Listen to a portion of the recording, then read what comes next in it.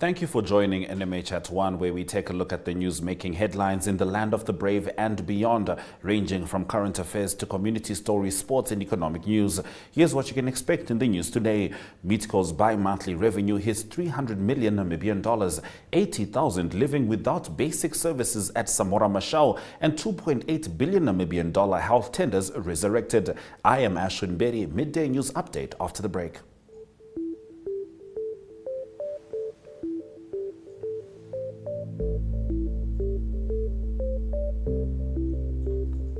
The awards for the top-performing NASCO and NASCA schools in the national examinations of 2022 in the Erongo region were awarded to Riverside Private School for top-performing grade 11 ordinary level school in the region and Karebe Private School for top-performing grade 12 AS level school in the region. Remember to engage with these stories on our social media throughout the broadcast. Visual News comes up after the break. Welcome to Active Kids, a daily TV show that sparks creativity, learning, and fun for young minds. With exciting activities and lessons, Active Kids inspires curiosity and a love for learning. New face to the 15. The perfect mix of play and education. Don't miss out on the fun.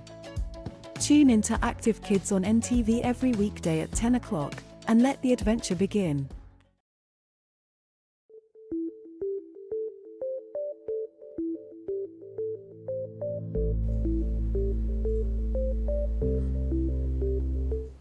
Heading into the visual news, Deputy Minister of Marginalized People, Oneuptwo, officially launched the nationwide consultation on the Draft Persons with Disability Bill and National Policy on Disability at the Hilton today.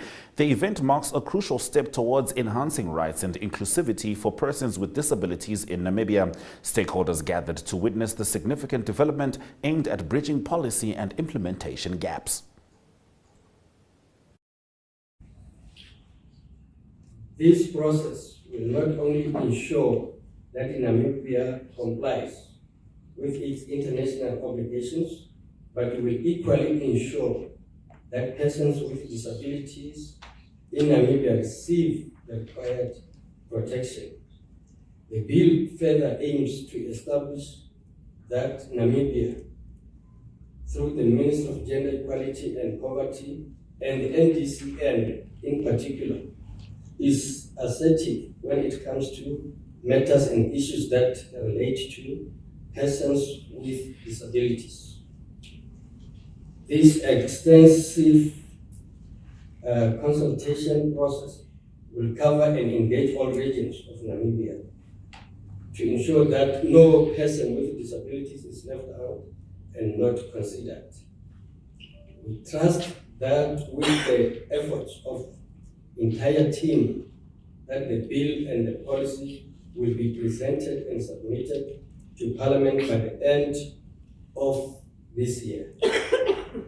I hope that we are all committed to this project of national interest and trust that the engagement will be fruitful.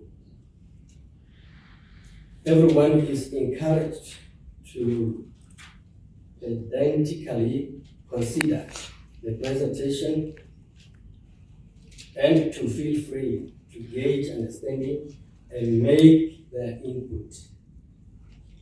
Director of Ceremonies, distinguished ladies and gentlemen, it is now my honor and privilege to declare the nationwide consultation of the Draft Persons with Disability Bill and the National Policy on Disability officially opened. I rest my case and I thank you.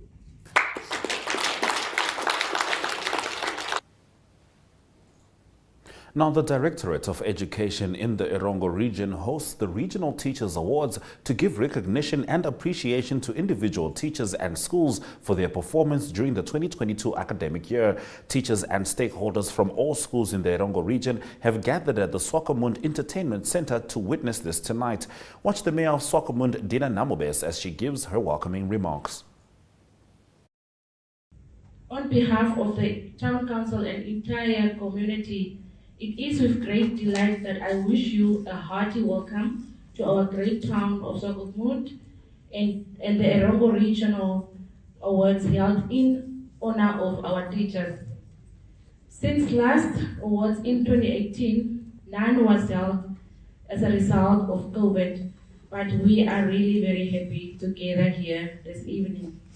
Director of Proceedings, education plays a vital role in our town as a tool to eradicate the source of poverty in our society. Hence, despite the challenges, I must boast that our town has prioritized education as well as the well-being of our community in order to ensure that we are self-sustainable. We are a self-sustainable city. Moreover, teachers are inextricably related to education, and they ensure that our children's scholastic abilities are nurtured and their dreams are realized through the means of education. It is through teachers that all other professions have been paved. They have helped us cross the threshold to possess the academic qualifications and to qualify at different levels in our academic pursuits. I am positive that you will all agree with me that the significant role that our teachers play in contributing towards the education of our children should thus not be underestimated. Having said that, I'm so pleased that we are gathered here to recognize and award them for their hard work and valuable contributions to our society. Our most respected teachers, as you receive awards today, I wish to congratulate you on your hard work and dedication to serve. Please accept our heartfelt gratitude for your efforts and love to our children. Please continue to serve with excellence. Ladies and gentlemen, my task this evening was to deliver the welcoming remarks. However, due to my respect for our teachers, I wanted to make use of this platform to express my deepest gratitude. That speech was actually from last night. Now, tax-evading firm has scooped 340 million Namibian dollar Usakos Karibib Road tender. We'll be looking at that and more stories as we head into the newspaper review segment.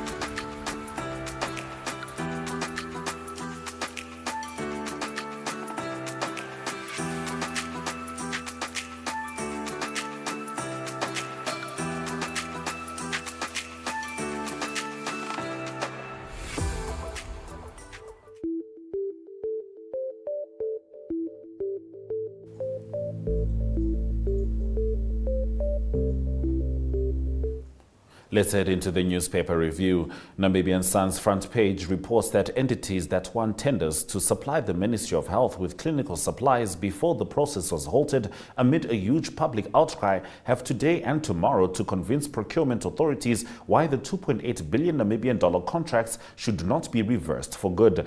In February, the Central Procurement Board of Namibia cancelled the controversial 2.8 billion tender for the delivery of clinical supplies to the ministry, saying the aggregate total exceeded the total cost estimates. The cancellation followed sustained pressure from many quarters amid allegations of favoritism, corruption and inflated prices. On page 3, Windhoek residents have been seriously urged to save at least 10% of water as dams in the central parts of the country are only at 35.1% of their capacity. And El Nino this year is predicted, and municipality has been heavily relying on the capital's underground aquifer. This is while the average level of the dams in the central parts stood at 55.8% last year. Currently, national dam levels average around 65.5% compared to last year's 79.3%. Water from Windhoek's aquifer has been heavily utilized over the past 2 months, with the underground water source being reasonably full or close to full, according to experts.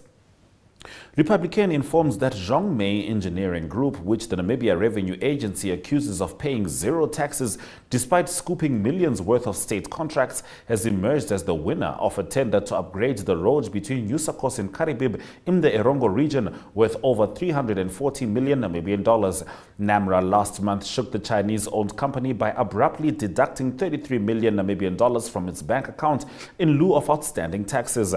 The company has dragged the revenue agency to court seeking a reversal of the transaction. Zhongmei formed part of 7 companies, all Chinese, who were shortlisted for that road project, and it has now emerged as the winner according to documents seen by Namibian Sun. On page 3, a woman allegedly bought the dog to eat and hired men to beat the dog to death. A video that was distributed on social media at the end of July shows how a man beat a dog to death with a stick in Luderitz.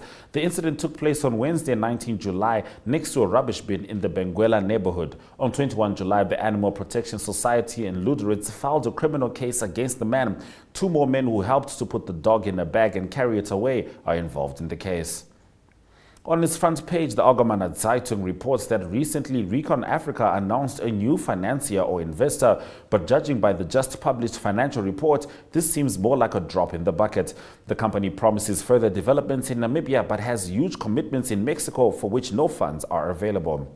And on its page 3, AZ is attending to the cheetahs sent over to India. Meanwhile, the number of dead African cheetahs in India amounts to 9. Wildlife veterinarians involved have now turned to India's Supreme Court and strongly criticized the project management in India. Amid growing criticism of the project, 4 South African wildlife veterinarians assigned to Project Cheetah have approached the Supreme Court of India, expressing their utmost concern about the project's management. Stay with us as we continue with the Namibian newspaper after the break.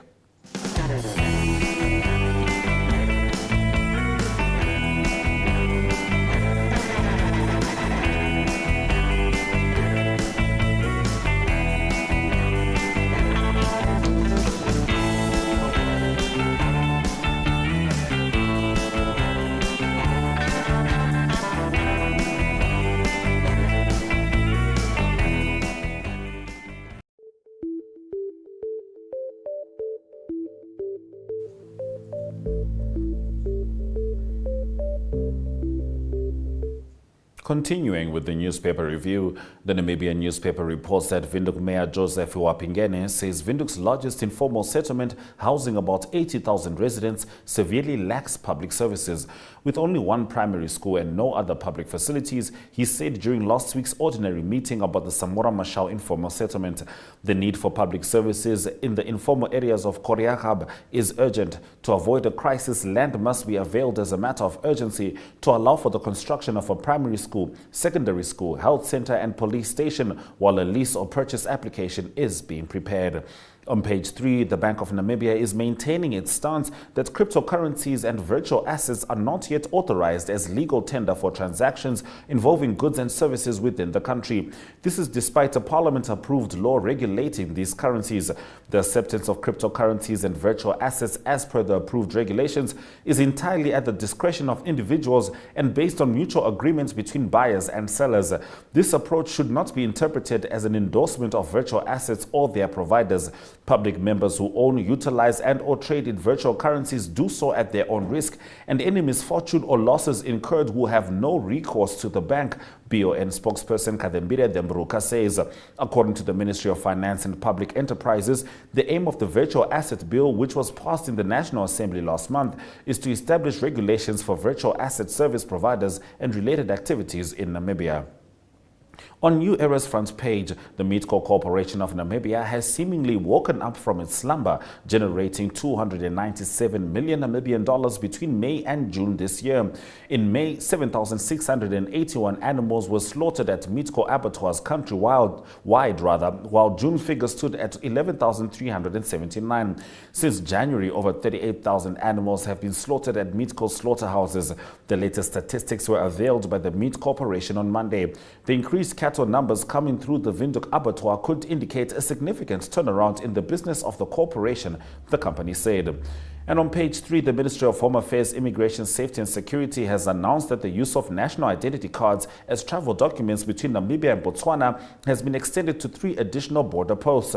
The two countries signed an agreement and launched the use of national ID cards as travel documents for the citizens of both countries at the Trans-Kalahari Mamuno border post in February this year.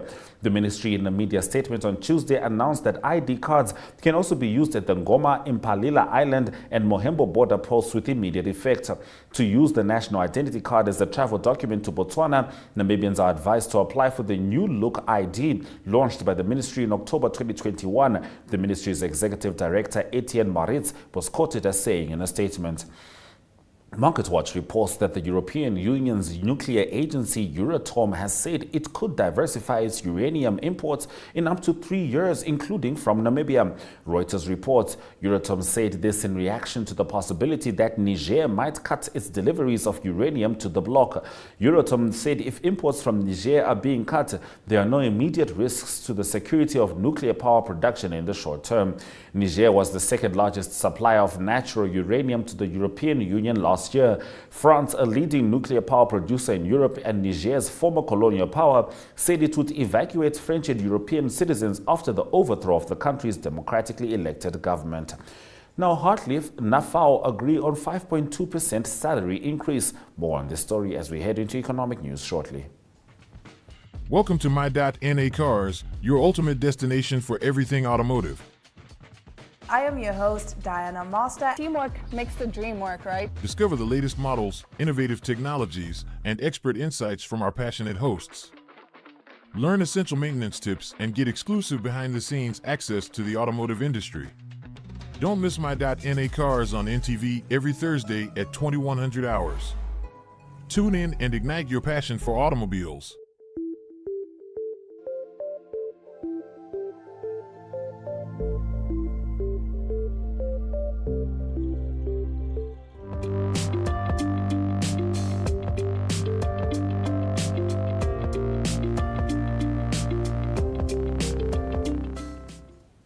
Hartleaf, a subsidiary of the Old Harbour and List Group, recently signed a substantive agreement with the Namibian Food and Allied Workers Union effective for the period 1 July 2023 to 30 June 2024, applicable to all bargaining unit employees of Hartleaf's Continental Meat Products. The substantive agreement entails a 5.2% increase in basic salaries as well as increases to both housing and transport allowances for all bargaining unit employees. At the signing of the agreement, Hartleaf Managing Director Gunther Ling extended his gratitude to all those involved in the negotiations and stated the session was positive and amicable and allowed us to conclude the agreement in a united fashion. Stay with us as we head into the economic indicators.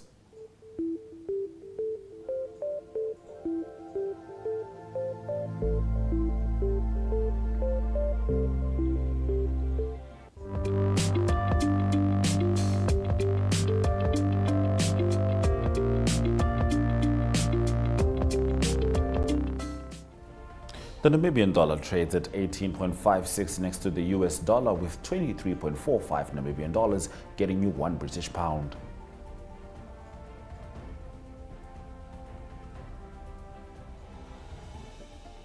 Most selected NSX stock closing prices maintained their value. Trustco Group Holdings managed another uptick, a significant one, 55.60%, whilst the overall index closed down 2.92%. Gold, copper, platinum and Brent crude oil all made downturns, with the most significant being copper with 2.03%. Niger's military ruler warns against foreign meddling. Stay with NMH at 1 for an update. Welcome to What's Cooking, where culinary passion meets expert insights.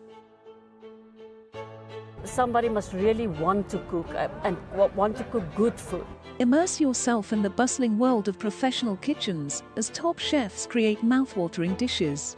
Join us for in-depth interviews as our host explores the experiences and expertise of our guest chefs. Don't miss out.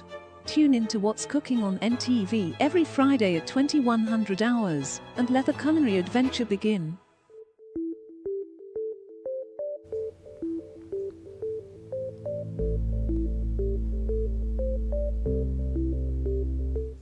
Let's delve into news from the broader African continent. Niger's new military ruler lashed out at neighboring countries and the international community in a nationally televised speech on Wednesday night, and he called on the population to be ready to defend the nation. In one of a few addresses to the West African countries since seizing power from Niger's democratically elected president a week ago, General Abdourahmane Chiani warned against foreign meddling and military intervention against the coup. Chiani, who commands Niger's presidential guard, also promised to create the conditions for a peaceful transition to elections following his ouster of President Mohamed Bazoum. His speech comes amid rising regional tensions as the West African regional bloc ECOWAS threatens to use military force if Bazoum isn't released from house arrest and reinstated by 6 August. The bloc has imposed severe travel and economic sanctions. Chiani said that Niger is facing difficult times ahead and that the hostile and radical attitudes of those who oppose his rule provide no added value. He called the sanctions imposed by ECOWAS illegal, unfair, inhuman, and unprecedented. A 2-day meeting of defense chiefs of the ECOWAS bloc opened on Wednesday in Nigeria's capital to confer on the next steps.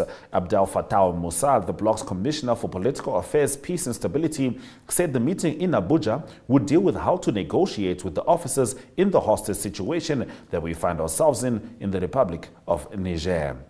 We'll be swinging over to India as we have a look at the international news.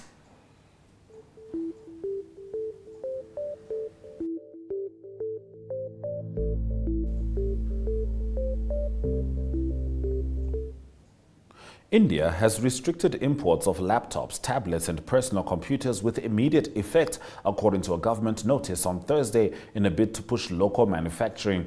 Their imports would be allowed against a valid license for restricted imports, the notice said.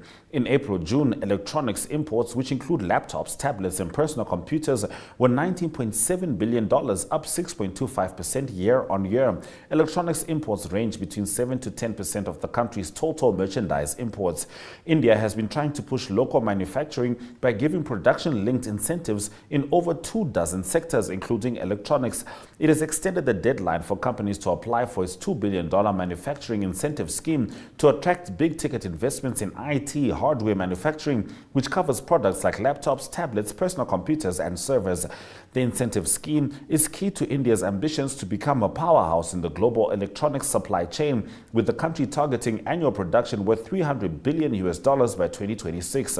Dell, Acer, Samsung, LG Electronics, Apple Inc., Lenovo, and HP Inc.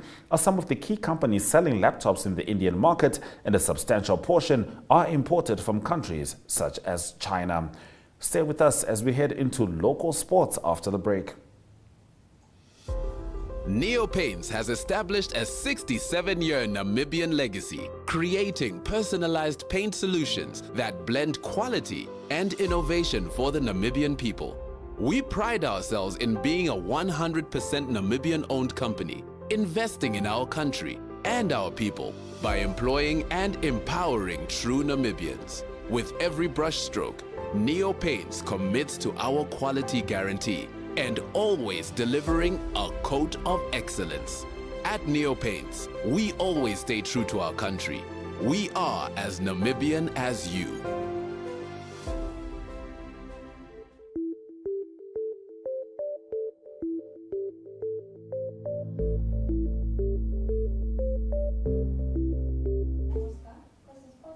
Ramblers Soccer Academy and Football Club and Old Harbour and List today officially announced their continued partnership and sponsorship of Oneuptwo Ramblers Club with a total of 315,000 Namibian dollars for next year. A preview of their upcoming World Cup clash will be on display in Montevideo on Saturday as Namibia take on Uruguay in their second South American Power Tour match in Montevideo. Namibia's Commonwealth Youth team is ready for the 2023 Commonwealth Youth Games scheduled for Trinidad and Tobago from tomorrow until 11 August. The team departed from Windhoek on Monday. We'll be talking Lionel Messi as we head into international sport.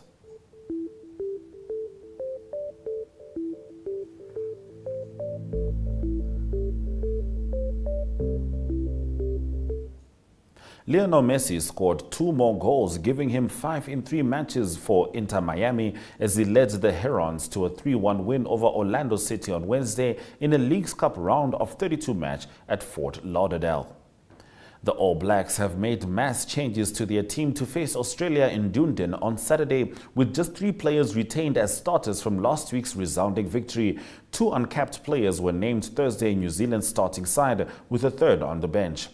And after only just a few months of making her senior national debut, Owetu Ngubane has now tasted the global stage of netball. The goal shooter made her maiden appearance in the green and gold in Cape Town during the Quad Series in January against the world #1 side, Australia. If you're just joining us, this is NMH at 1, and we'll get into the highlights from today's broadcast after the break.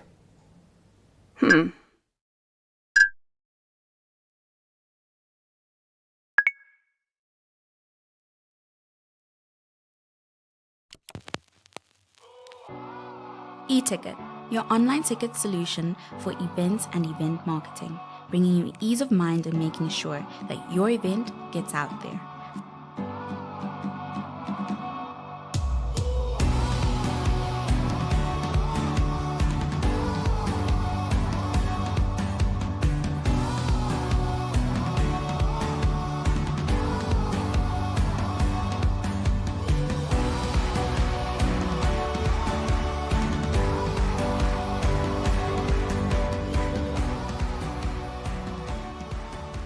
For more information, contact events@nmh.com.na.